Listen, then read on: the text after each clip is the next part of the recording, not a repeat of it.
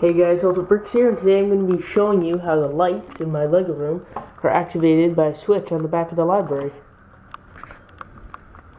Alright, so besides Lego, what you're going to need is one of these remote control light switches. They work by, there's this module that plugs into the wall, and then your lights will plug in right there. Next, you have this switch, and simply by turning it on, whatever is plugged into that will get power as well.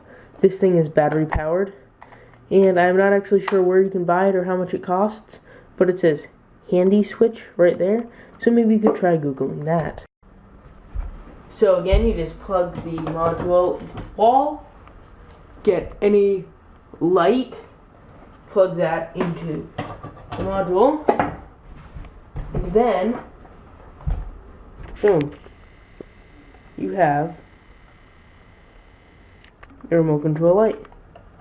Let's turn this into something that can be placed inside of a Lego building.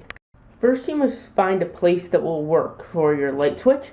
My library works very well. This is the third floor of the library. You can see I have taken some space out. And the first step is to actually build a frame for your light switch.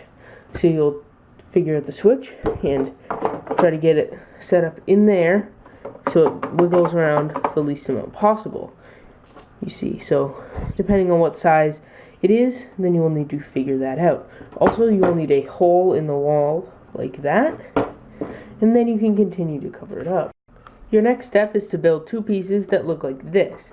I'm not going to say the exact amount, but essentially there is a tile right there, and this thing is made with some plates and tiles up here, and then this is a gear rack, and it's got the thing with Technic pins right there. And if you can see, that fits on right there.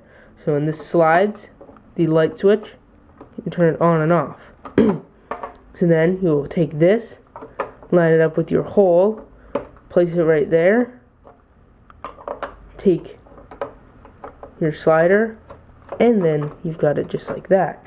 Alright, next you're going to need an axle, depending on how long you want it. Then you're also going to need some sort of handle. So essentially, this is how it'll work. You see this goes in here, and then it's able to move back and forth. Alright, so actually getting it set up, what you're going to want to do is place the gear on one side. Next, you're going to disconnect this brick right here, place it on right here, and then get these Technic stoppers pushed up right there. Give it a little bit of movability so it can still spin, and then push this in right through there. You may need to disconnect the wall a little bit, and then my axle is actually a little bit too long, but that is fine. And then you just have to lift that right there, and then maybe adjust it a little bit. Works like that. Now the next step is to just build a casing around all of this. This part I can't really give you specific instructions on because you'll have to do it yourself, but essentially just find bricks and stuff that will all fit together nicely and kind of figure out a way for you to get a nice closed look for this.